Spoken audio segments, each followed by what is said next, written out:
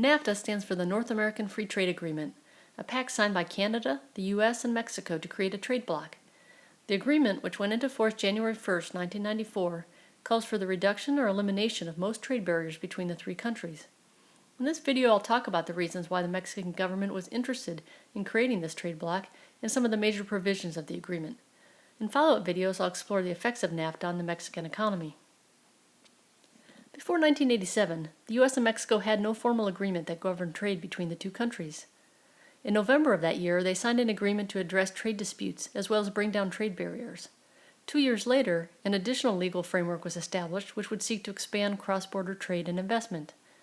In 1990, the Mexican government formally broached the idea with the U.S. of forming a free trade area. So what is a free trade agreement, and why was Mexico interested in signing one with the U.S. and Canada? A free trade agreement is a legal arrangement between at least two countries that eliminates tariff and non-tariff barriers on the trade of goods and services. If you recall from the videos on the debt crisis, the 1980s are often referred to as the lost decade for Latin American countries, and Mexico was no exception. The country suffered from increasing poverty, slow growth, and a high debt burden.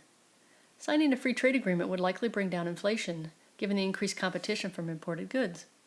And having duty-free access to the large U.S. and Canadian markets would expand trade possibilities and perhaps increase the productivity of domestic manufacturers and their ability to export in international markets.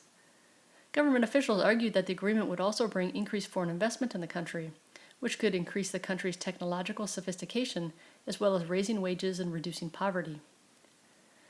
Finally, signing NAFTA was good PR for Mexico. Policymakers were eager to erase Mexico's image of a bankrupt, poverty-stricken nation and instead craft a new image of a dynamic, emerging economy deserving of investor attention. What were some of the key provisions of NAFTA? Well, NAFTA called for the immediate removal of tariffs on 70% of U.S. imports from Mexico and 50% of Mexican imports of U.S. goods. Other duties were scheduled to be reduced gradually over a 15-year period. Mexico was to stop its import licensing system where manufactured goods could only be imported with the okay of the government. U.S. firms were also given access to almost all service sectors, and U.S. foreign direct investment and intellectual property rights were now protected in Mexico. Other issues included the elimination of export subsidies, where governments try to give their domestic manufacturers a leg up in international competition through various measures, including low-interest loans, tax breaks, easy access to foreign exchange.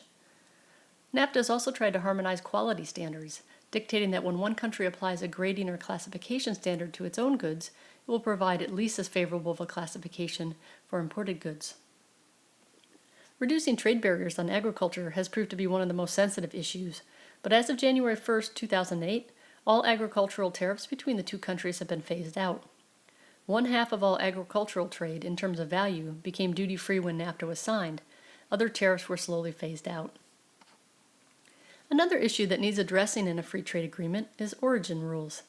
Because countries in a free trade bloc don't have identical external tariffs, then other countries can try to exploit this loophole to get around trade barriers. For example, let's say that Mexico can export t-shirts into the U.S. duty-free. A Japanese company has tariffs added to the cost of their t-shirts when they export to the United States. To get around that tariff, they can manufacture their t-shirts in Mexico and sell them to the U.S. duty-free. That's okay as long as they are truly being manufactured in Mexico. The trouble starts when they are adding very little value to the product in Mexico and merely using it as a way around the tariff.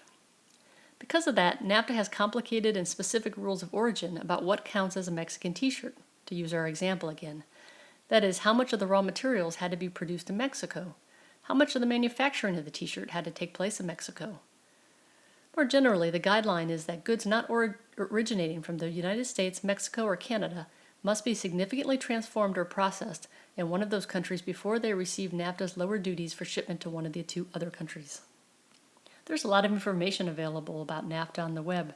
The information in this video came from Ángeles Villarreal's NAFTA in the Mexican Economy, which was a 2010 Congressional Research Service report, as well as the United States Department of Agriculture fact sheets about NAFTA.